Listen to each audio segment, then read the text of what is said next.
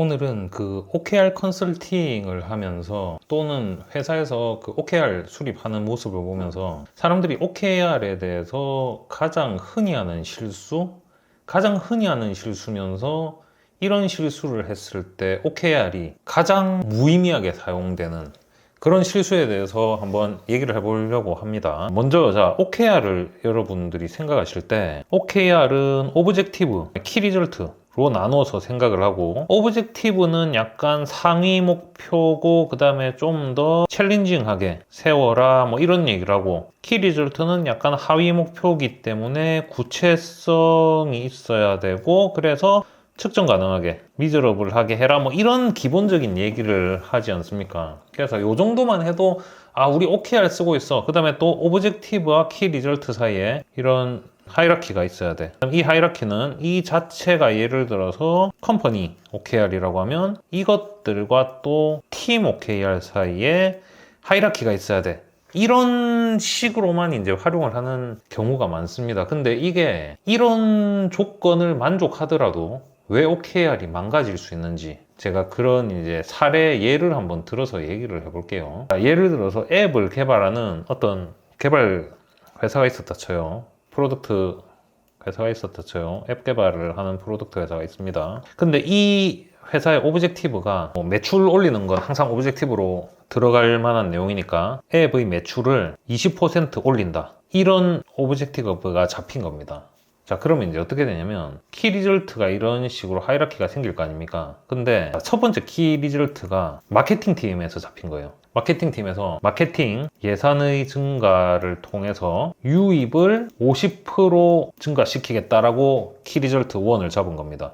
마케팅 예산 증가하면 뭐 돈을 때려 부으면은 유입이 더 늘어날 테고, 퍼널이 좁아진다 그래도 유입이 50% 정도 늘어나면 그 중에 뭐 우리 그 구매를 하는 사람이 20% 정도는 그러니까 매출이 증가하지 않을까라는 예상을 한 KR이죠. 마케팅팀에서 한 KR이죠.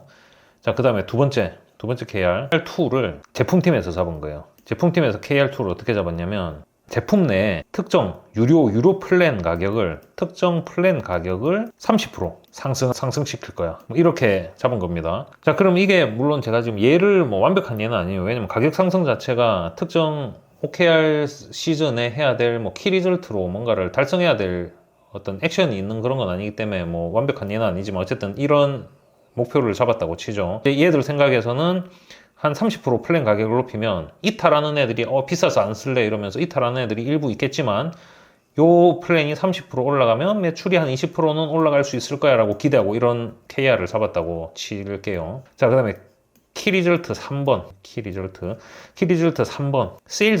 세일즈팀에서는 이 프로덕트 안에 B2B를 타겟팅한 피처도 어느 정도 있는 프로덕트라고 가정을 해볼게요. 그러면은 얘들은 B2B 고객을 10개 더 확보한다. 이런 KR3를 얘들이 잡았다고 칩시다. 자, 그럼 이제 여기서 제가 얘기하고자 하는 얘기는 뭐냐면은 기본적으로 사일로에 대해서 얘기를 하고 있습니다. 사일로라는 거는 자, 여기 보시면은 마케팅, 그 다음에 제품팀, 세일즈가 각각 그 자신들의 키 리절트를 잡았다는 말이죠. 그럼 이제 따로따로 이런 식으로 지금 사일로가 이제 형성이 된 거예요. 근데 이제 여기서 재밌는 점이 뭐냐면 제가 처음에 얘기했던 이 오브젝티브와 KR의 어떤 상위, 하위, 그 다음에 구체성 뭐 이런 얘기, 그 다음에 이런 하이라키가 있어야 돼 라는 얘기는 했지 않습니까? 이 하이라키라는 게, 자, 보십시오. 마케팅 팀에서 유입을 50% 증가시킨다라고 하면은 그걸로 인해서 매출이 20%가 올라갈 가능성이 높아지는 거. 그러니까 여기서 제가 늘 얘기하는 하이라키상의 개연성은 확보가 됐습니다. 특정 플랜을 30% 상승시켰어. 그러면 이거 역시도 매출 20%를 올리기 위한 개연성 확보됐죠. 그 다음에 B2B 고객을 만약에 10개를 더 확보해서 우리 그 프로덕트 내 B2B 그 기능을 쓰면서 구매를 이끌 수 있다면 이거 역시도 매출 20%를 올리기 위한 개연성은 확보가 됐죠. 자, 그러면은 개연성이 확보가 됐는데 왜 이게 사일로고 이게 뭔가 문제냐라고 이제 생각을 한번 해볼게요. 하이라키라는 관점에서 한번 생각을 해보면요. 하이라키가 이런 겁니다.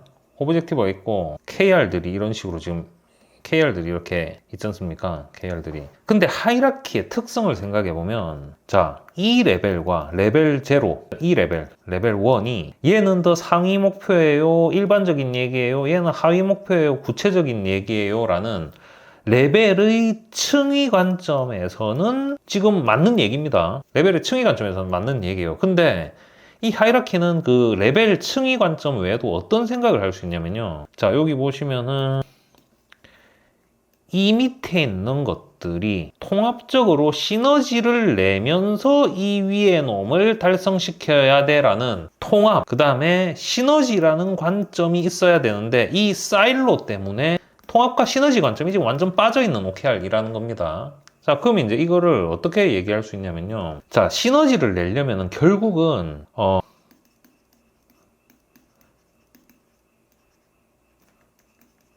골 오리엔티드, 목표에 뭔가 집중된 그런 얘기가 있어야 될 테고, 그 얘기는 중심점, 구심점이 있어야 된다라는 얘기입니다. 자, 그럼 이제 이 얘기가 뭐랑 이어지냐면, 제가 지난 영상에서도 늘 얘기한 프로덕트 레드 컴퍼니라는 얘기와 이어지게 되는 겁니다. 자, 그럼 이제 조금 더 설명해 볼게요. 프로덕트 레드 컴퍼니가 중요한 이유는 제가 이거는 굉장히 자주 얘기를 했지만 우리의 비즈니스가 있고요. 이 비즈니스, 우리의 매출을 올리겠다, 그 다음에 뭐 고객을 끌어오겠다 등등하는 이런 비즈니스 목표들이 있는데 이거를 가능하게 해주는 도구가 우리의 프로덕트, 즉 제품 또는 서비스입니다. 이 제품과 서비스를 통해서 고객은 사용하고, 그러니까 우리는 고객들한테 가치를 주는 거죠. 고객들은 우리한테 돈을 주죠. 그럼 돈이 프로덕트나 서비스를 통해서 가치를 전달하고 돈을 받기 때문에 매출이 달성되는 거고 우리의 비즈니스 목표가 달성된다. 이렇게 이제 일을 하는 게 맞죠. 자, 그래서 제품과 서비스는 비즈니스와 뗄 수 없는 최상위층의 우리의 어떤 무기라는 겁니다.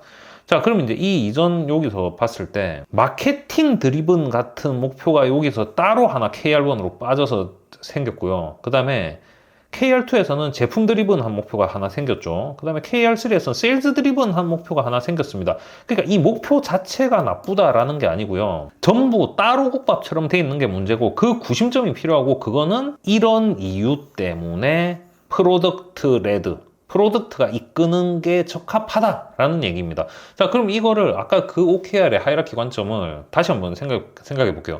그 프로덕트 레드, 프로덕트가 이끈다라는 그 구심점, 프로덕트가 구심점이라는 개념으로 다시 한번 생각해 볼게요. 자, 오브젝티브 다시 한번 적어 볼까요? 앱의 매출을 20% 상승시키겠다 라는 오브젝티브가 정해졌어요. 그러면은 자, 이렇게 했을 때 이럴 수 있습니다. 자, 이거 그냥 예로 한번 들어볼게요.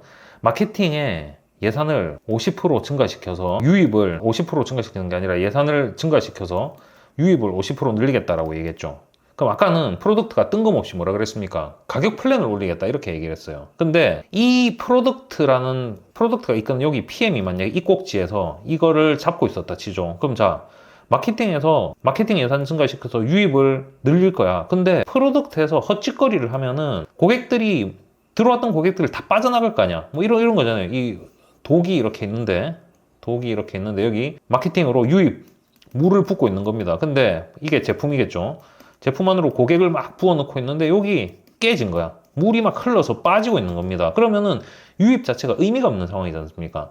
자, 그러면 여기서 KR2에서 프로덕트 팀 관점에서는 이럴 수 있겠죠. 유저의 피드백을 반영해서 핵심 기능 개선, 뭐 이걸 이제 어떤 게 핵심 기능인지 기존의 피드백을 보면 알 수 있겠죠. 그럼 그 핵심 기능에 조금 더 구체적으로 써볼게요.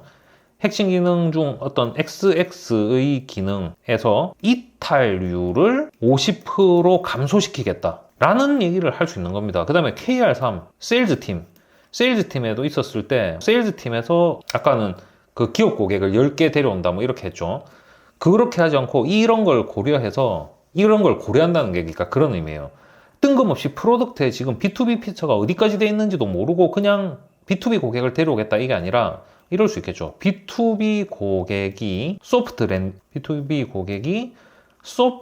랜딩 할 수 있는 뭐 튜토리얼을 만들겠다. 이게 조금 이제 차이가 느껴지시는지 여기가 되게 포인트일 것 같은데요. 이 차이를 느낄 수 있는지 한번 보시면 좋을 것 같아요. 자, 이 오브젝티브는 똑같습니다. 앱의 매출을 20% 상승하겠다는 이 오브젝티브는 똑같았어요. 그 다음에 1번도 똑같았어요. 마케팅 예산을 태워서 유입을 50% 늘리겠다. 일단 물을 더 많이 부어 넣겠다는 얘기죠. 근데 여기서 2번이 프로덕트가 뜬금없이 따로 밥으로 프라이스 플랜 올리겠다 이 얘기를 한 게 아니라 핵심 기능의 이탈률을 줄여서 이 유입을 한 놈들을 여기서 많이 남기겠다라는 이 둘간에도 개연성이 생겼죠. 여기서 또 여기 보십시오.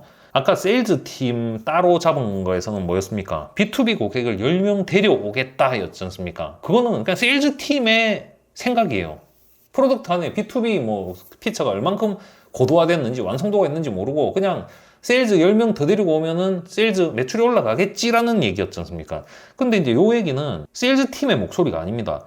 소프트 랜딩 할 수 있는 튜토리얼을 만들겠다. 누가 만듭니까 이거? 이 프로덕트 팀이 만드는 거잖아요. 그럼 이게 주체가 중요한 게 아니에요. 자, 이탈률을 감소시키는 기능도 역시 프로덕트 팀이 만들죠. 근데 이 이탈률을 감소시키는 이유는 뭡니까? 마케팅 팀에서 유입을 늘린다는 액션을 했기 때문에 우리는 여기서 밑빠진 여기 밑빠진 걸 막아줘야 돼라는 연결성이 생겼죠. 그 다음에 자, 세일즈 팀이 B2B 고객을 데리고 오기 쉽게 할 수 있게 하기 위해서 프로덕트 안에 소프트 랜딩을 위한 튜토리얼을 만들겠어라고 하는 거는 세일즈와 프로덕트 간의 연결성이 지금 생긴 얘기지 않습니까?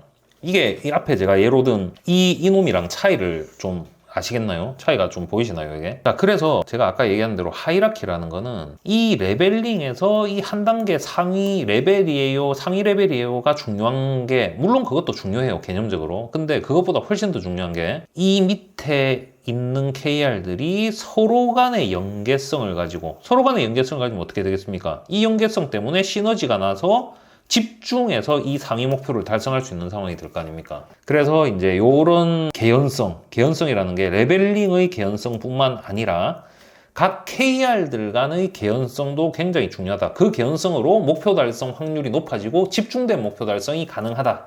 그러면 그렇게 하려면 뭐 어떻게 해야 돼? 오브젝티브의 큰 관점, 큰 레벨에서 구심점이 필요하고, 이런 이유 때문에 그 구심점이라는 건 제품 위주의 구심점이 돼야 되고, 제품 위주의 구심점이 된다는 게 결국 프로덕트 레드 컴퍼니, 프로덕트가 이끄는 조직이고, 그걸 가장 잘할 수 있는 사람은 PM, 프로덕트 매니저야 라는 결론이 나오는 거죠.